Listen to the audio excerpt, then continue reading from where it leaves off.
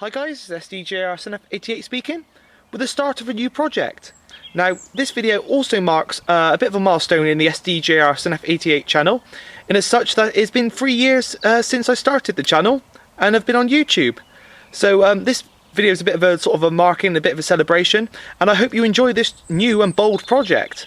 So anyway, this project is a bit different to ones I've done in the past. As you know, I've done Compton Martin, Compton Key, various layout updates, and of course the 2600 project, which I'm still in the process of doing.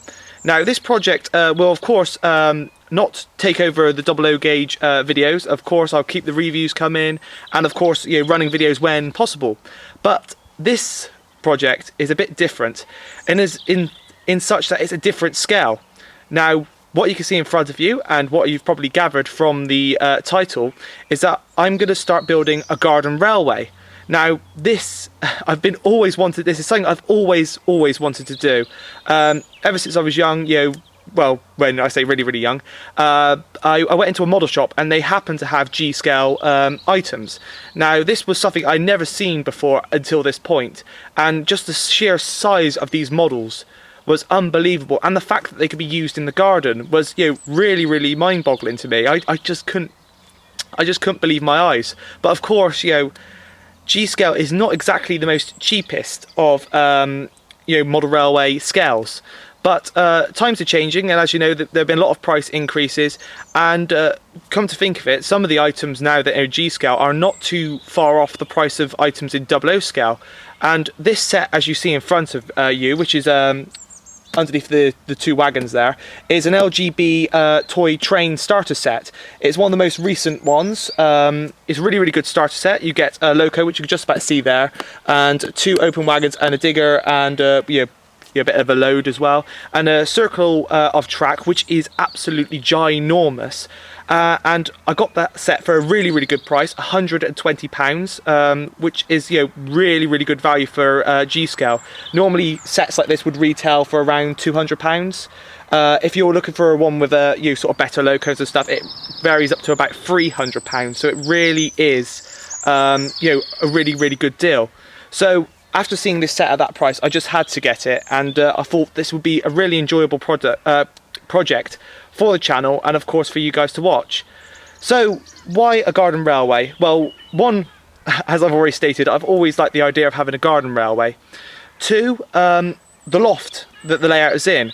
Now a couple of, well, last year and the year before, we had some really lovely weather, really lovely warm weather. And in that time, of course, I wanted to create some videos for the channel for you guys to enjoy and watch. And I got up in there, and it was just unbearable. It was really hot. In some cases, the track had even warped, and you know, it was just, I couldn't get anything to run because it was just too hot. I couldn't stay up there for too long. So I thought, you know, with all this nice weather and getting out and about, I thought, why not have a railway which I could film during this lovely weather, if we do have some, of course. You know, this is the UK after all, and you know, something that I could do in really hot weather. So I thought the garden railway ticks the box. Another reason for the garden railway, well, is the scale. I love G-scale. G-scale is really sort of a hands-on railway you know, scale. As you can see from this just here, you can see that there is quite a substantial difference, and I'll put a little insert in a moment showing the scale difference. But yeah, so I'll be back in a second. Right, so here we have a standard 00 gauge coach. This is a Hornby, an old Hornby Mark II, one I've been practicing weathering on. And if I zoom out, behind it we have a G-scale bogie coach. Now this is from a sort of a, I don't know what company it's from. It's a bit of a weird company, but I got off eBay, but for a really good price.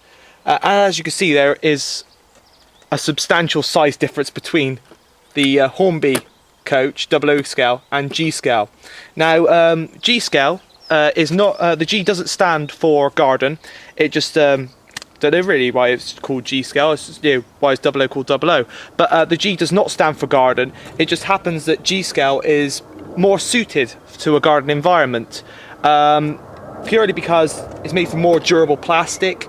The track is also more durable. It's also waterproof, as is many of the items, and in some cases the locomotives are also waterproof, purely because being much bigger, it's much more easier to fit things that would would stop water from getting into the motor or electrics and all that sort of thing.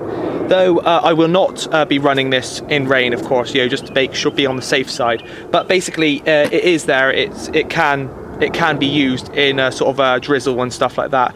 Just being more durable. Also with the sunlight as well. With sun beating down on it all day. And being out in the environment.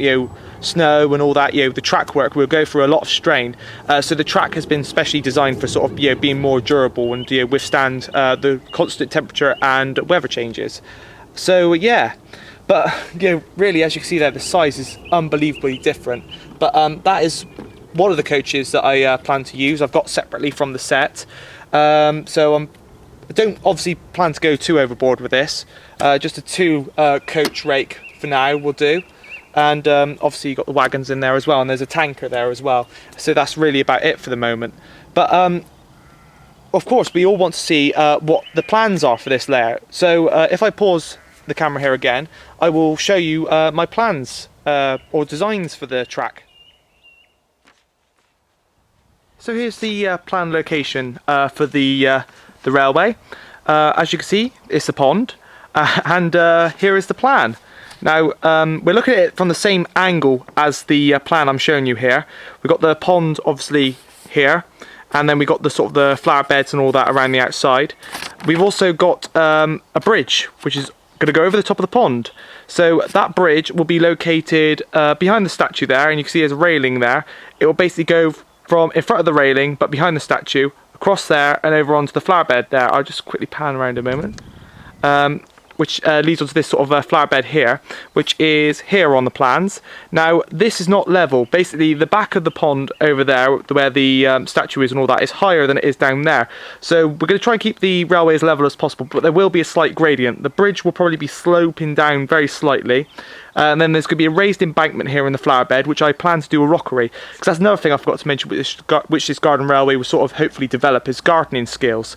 So there'll be like a little rockery that will hold this embankment up, and flowers be placed in that. So it'll raise the track bed and make it more sort of level. And that'll be that sweeping curve there. As you can see, I have got the sort of a raised embankment there. So that goes around there, and then it comes onto this sort of the flower bed in front of the pond here. Now these bushes will be removed. This one, as you can see, it's slightly dead underneath sort of thing, so that one was going to come out anyway. But the railway will be slightly increasing in gradient all the way up and around until we get behind the bush, where there will be a passing loop. Now, as you can see here, this is where the bush is to. So you've got this lovely smooth curve. This will all be done with Pico Flexi Track. That's one thing I forgot to mention. The track work has been ordered. Now, there are 2 forms of Pico being used. We have the German Pico, which I think it's German Pico, and then there's the British Pico. Now, the British Pico, as we all know, they do G-scale flexi track, but the German Pico is very much like LGB track, but it's spelt completely differently to the British Pico. It's spelt P-I-K-O, well, obviously as the British Pico is spelt P-E-C-O. But anyway, that's going to be used for the majority of the standard tracks, so standard straights and standard point work are all going to be the German Pico, and the lovely sweeping curve around the front is going to be Flexi Track, which is the British Pico. Now, when we come up to here, there's going to be a passing loop, which is just behind that bush there. Sorry, pointing in the wrong area. There'll be a passing loop there, so I could store another loco if I do ever get around to getting one, or just the rolling stock, so I have the passenger stock in one side and the goods in the other. So that would be around there. Then obviously the highest point of the layout, which is around the back of the pond, you can see there's an old tree stump there. That will be staying there, I believe, but it'll go around the back of there, and the soil is slightly raised around there, so there'll be a little cutting behind there. I'll go around there in a minute. I'll show you in a bit better detail, but there'll be a little cutting behind there, which is demonstrated on here, and it'll come round where it will join onto the bridge, which will obviously span the pond. just in front of a little gully there, which leads to the slightly smaller pond down the bottom there. But yeah, so it doesn't interfere with the fountain. There is a fountain at the back there, which is sort of described there. You can see it at the back there, like a rockery. So it'll go well away from there, so no water will get on the track, and it will be secure, so the engine won't fall in, hopefully. But yeah, the bridge is going to be sort of built from wood. It's going to probably be designed to look a bit like a suspension bridge, which would be quite interesting. My grandpa is very into his woodwork and is really looking forward to building a bridge. He goes around building bird boxes and benches and stuff, and when I mentioned that this garden railway project, he was the one that really got me into the railway, so he sort of got really excited and came in to me with loads of different plans for the bridge. So he's more he's really into this project as much as I am. So anyway, I'll go around the back and I'll show you the sort of the location from behind. So here we are from the on the other side of the pond now. There's that bush that I mentioned will be removed, and the curve will come up around there and into the passing loop, which will be here. This will all be levelled out, and the plants here will be removed. They'll obviously be replanted with different ones. The track will then come in front of this lovely flower here. And around here, this is where the soil will have to be dug out in sort of a little cutting. It's a couple of inches higher than the edge of the pond. And if we come on up in front of this sort of railing here, the line will go along there, sort of curve around a little bit, and then it will head out through those bluebells there. And there's the edge of the pond there. You can see there's a little gully there, which is on the plan. So we're looking at it from this angle now. So this is basically where we're standing here. That's where the track will go, and then the bridge is precisely sort of directly where the bridge is on the plan, sort of over there. So yeah, it's sort of all worked out. There's also a power supply here, so the controller will be plugged in around here. But yeah, it should be really interesting project indeed. So all I have to do is at the moment is play the waiting game until all the track work arrives, and then sort of could get started. Though in saying that, before the track work arrives, I think there's a lot of clearing up to do. Obviously the plants, like the bush there, which is obviously like dead, has got to be removed.